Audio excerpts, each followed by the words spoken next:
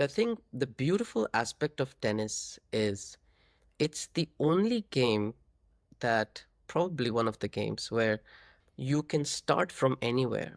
It's not over, as we say, it's not over till it's over.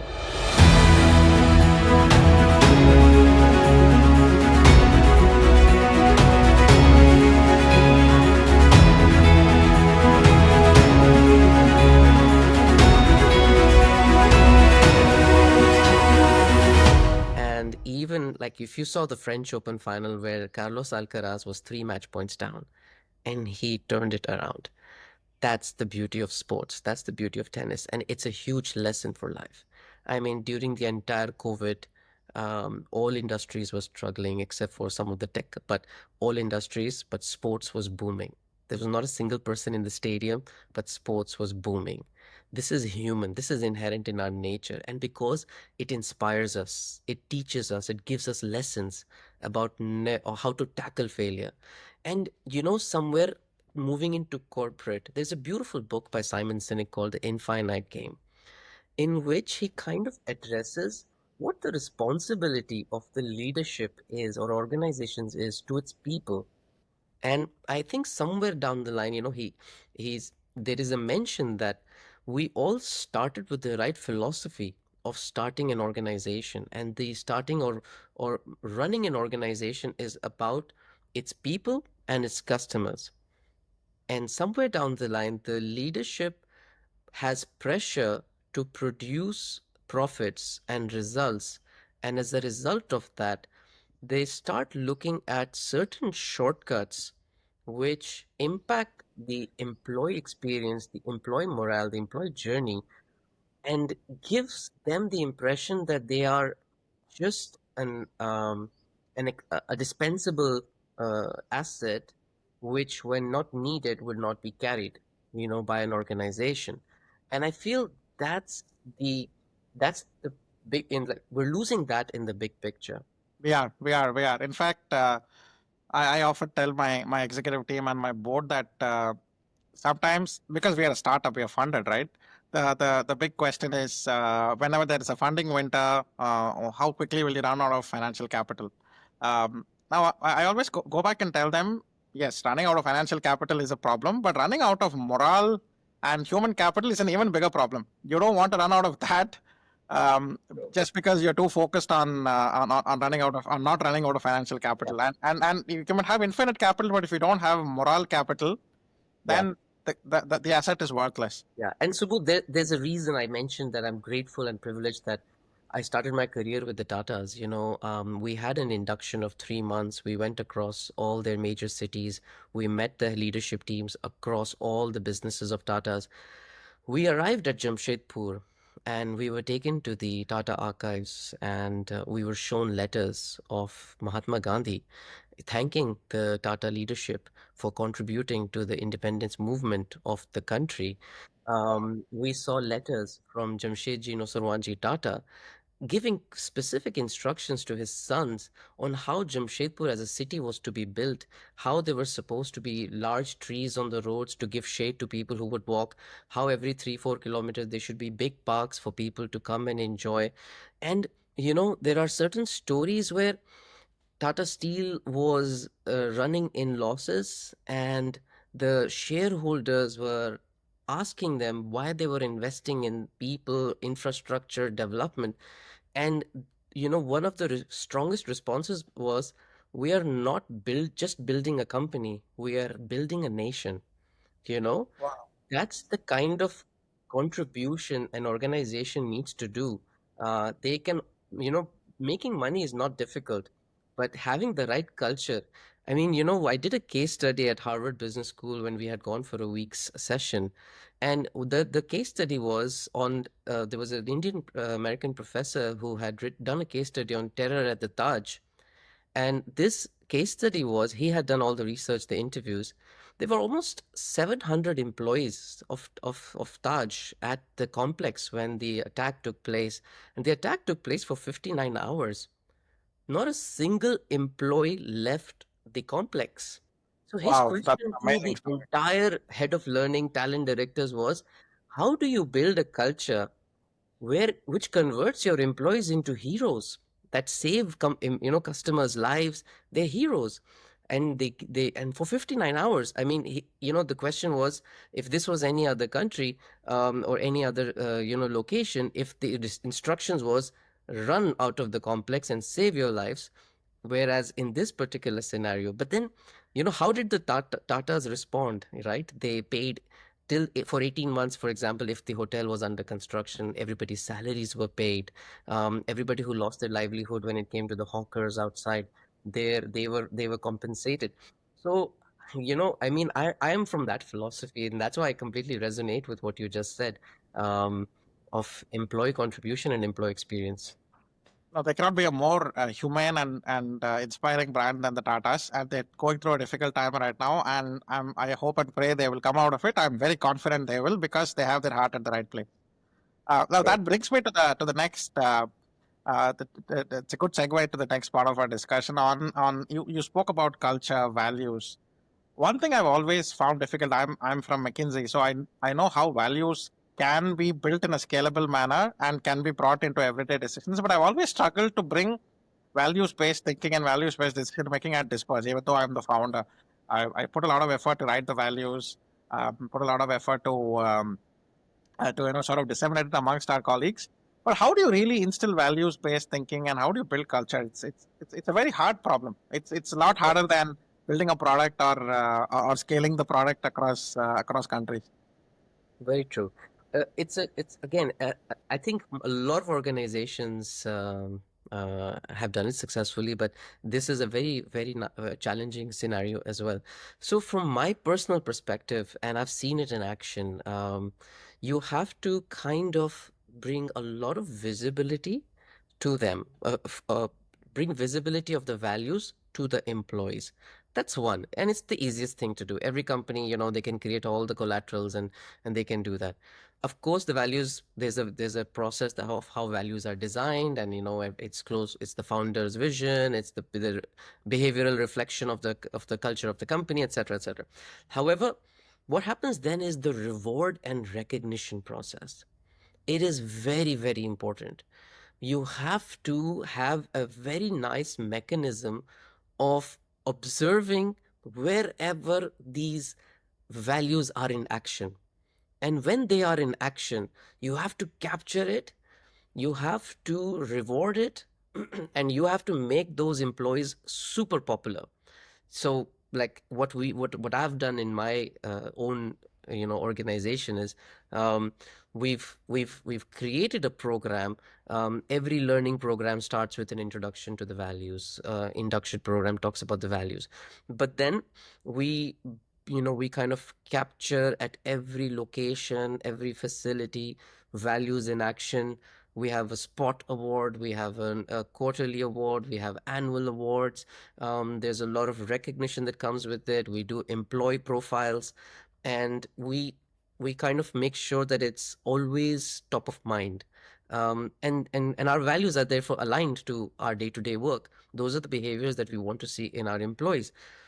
Over and above that, it is very important that your leadership team itself is living those values. Sometimes So it's like this, right? It's like your children, right? They don't hear what you say, they see what you do. So if you really want to inculcate certain values and culture in your own family, there's a certain way you carry yourself, and the children automatically, subconsciously follow that. And that's why they always say no to you when they hear you, but they follow you when they see you live it. So I think exemplary leadership and a nice system in place is important. excellent, excellent. That those are very nice tips, Akbar. I also seen a lot of companies create very shallow values for the sake of being there, and they just throw in a couple of adjectives like integrity, customer commitment, etc. But the way you write it, if you can make it more authentic, I've seen that it actually resonates better with the folks. My last question before we go on to the rapid fire: how have you implemented AI in your role as the L&D and employee experience leader? And do you have any tips for other CHROs and other talent leaders from either from the Middle East or broader, the broader, or globally? I think a very important trait that a learning professional should have is curiosity. you know I believe that if you do your own strengths assessment, curiosity is something that a learner is something that is very important to have, especially for the head of learnings, because to some extent they have to observe what's happening and how that will adjust and adapt to the business function. So this is something that I observed and I noticed that AI was becoming very, very popular, or how technology can be embedded for better processes. So any CHR or any head of learning has to look at their business model, their organizational maturity, and their people demographics. And they have to look at it from a very disruptive perspective. How can this get disrupted? So, what is everything that can go wrong? And what is everything that can go right? Um, the way, we have looked at generative AI is to identify not just how generative AI can be used to create content, but how to kind of read that content, analyze that content, analyze the learning paths. And I mean, this is a very passionate discussion that, we've been having over the past. I'm a strong believer that this is the time for talent rethink. We have to change the way we look at talent. We've been looking at talent and it suited us so far from a very role perspective, from a very organization, department, role perspective. But I believe that, in my own eyes, I'm the best example of a skill-based approach. I was a tennis player. I studied management. I did my bachelor's in finance. I did my MBA in marketing. I did supply chain management with Tata's. I moved into corporate HR. I was into policy. I was into talent acquisition. I moved to HR operations. And then I got the opportunity to explore L&D. And for the last 12, 13 years, I've been in L&D. Every role I have enjoyed. I have done well, and it's not because of You were trying to be a HR specialist because you had the skills that were fungible. exactly my transferable skills were I brought them to the fore, and therefore, if we can see our employees from a skills perspective, the mobility, the talent mobility that we're talking about here, the Yeah. savings in talent acquisition, the talent retention, employee engagement, the impact is going to be very strong. This is not manually possible. This can only be done with generative AI. This can only be With done with skills. an AI skilling platform that can read it, capture it, assess it, analyze it, and give you the right information to take important decisions. And that's where I'm very excited about what the future holds when it comes to talent professionals where, with the help of AI platforms. Oh, absolutely, I like Akbar. it. Kuljeet and I started this company because we wanted to bring skills-based learning to enterprises because 10 years back they were bored with learning management systems and no learner or employee was interested to go through a course on an LMS. But things are changing. I think it's good that after 10 years people are talking about skills. And again, one of the reasons I was super impressed with you is you brought competency-based learning, which is a slight variant of skills-based learning. Like before the pandemic, was that right? That's 2015. wow, 10 years back. 2015 is when I built the competency-based learning framework at. Amazing, amazing. But like I said, you've always been ahead of the curve, and it's something that I've seen is when people from operations and other walks of HR run L&D, they run it very differently. And most of the time they are successful, which is not to say that HR-based L&D leaders are not successful, but it's just that they bring in an entirely different perspective, and they're not anchored to some of the old HR beliefs around how to run learning and development. So, Akbar, thank you very much. We're going to conclude with a rapid fire round. I'll try to make it as tennis heavy as possible. Do I get I'll a gift start with hamper? tennis. I'll start with tennis, and then we can go to other aspects. So, a Okay. few tennis questions. Boris Becker or Stefan Edberg? Boris Becker. Okay. Andre Agassi or Pete Sampras? I think I know the answer. Andre Agassi. Roger Federer or Rafael Nadal? Roger Federer. Roger Federer or Djokovic? Roger Federer. Sinner or Alcaraz? Alcaraz. Alcaraz. Okay, everybody likes Alcaraz, doesn't he? Because he's got an absolute all-round game. Okay, a book or resource that changed your perspective. Two of them. Open by Andre Agassi, considered as one of the best autobiographies in the world. The first chapter is I Hate Tennis. Imagine. So it's a Wow, fantastic book. You live his life in that book. That is from a um, realization and actualization perspective for Agassi and us. The second book, Seven Habits of Highly Effective People.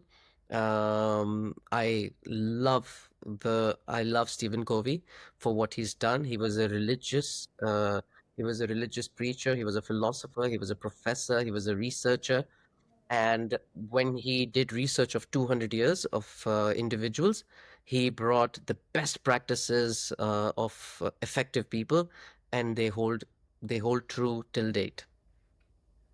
amazing. One skill every HR leader must develop. Business acumen.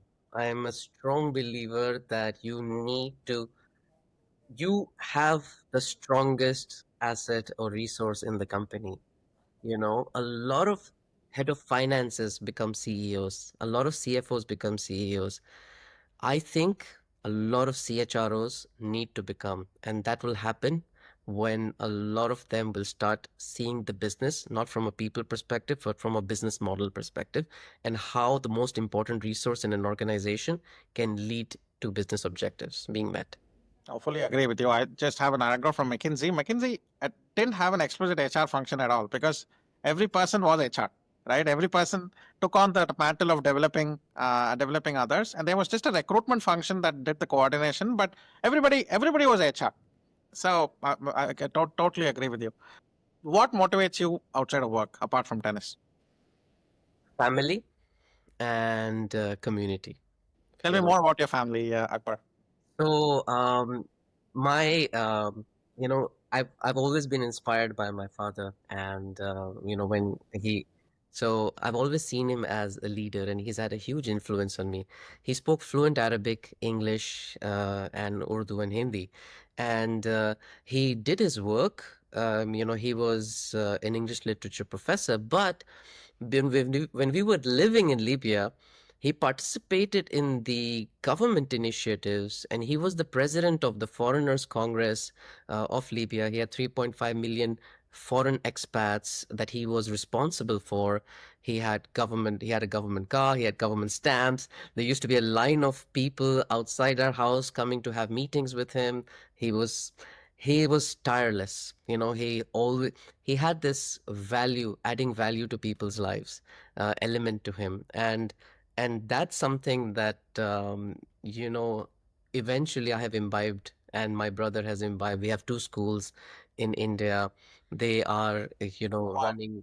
They're primarily running from a social perspective. very nice. They contributing to development of kids. He runs it very differently as well. So I love contributing my expertise to that. I'm always up for any of those initiatives. So community is something that I get very strongly driven by. Even in sports, I play a lot of paddle tennis, and I have a strong community there. And my own family, my wife is a very creative person, and she's got a great eye for creativity. You can see that from the backdrop. This is her wall, and she's Nice. she comes from a very strong social background. Her mom had her own NGO. She's been given an award by the President of India. Her brother has two bravery awards for saving lives. She herself is a master's in social. So yeah, and for me, it's fascinating to see my daughter grow up, the curiosity that she brings to the table, observe the learning process. I practice all my coaching and my mentoring, and and try to build her self-esteem in a way where she feels that she can be as creative as possible. So for me, I love investing my time with my family, the community, and playing sports, because these are the three things that make me feel alive. Pretty amazing. I think those three will also act as a perfect takeaway for what has been a really wonderful conversation. But thank you very much for your time. Not only was it a pleasure, it was also an honor to do this podcast because I got to see the human side of Akbar. I've always seen the skills and the tech side of Akbar, but the human side of Akbar is far more interesting, and goes on to further validate that we need to do more of these podcasts to understand the human side of HR and talent leaders. Thank you very much, Akbar. It was a wonderful, it was a privilege to have you on this call, and look forward to hosting more shows with you and wishing you all the very best with your tennis, with your paddle tennis, and with all your social ventures as well. Thank you so much, Subbu. This was one of the most enjoyable podcasts that I have done. As as you very rightly said, this is the human side of people, individuals, talent professionals. It was a pleasure, and would love to collaborate more in future as well. Thank you. Thank you so. Thank you. Thank you very much.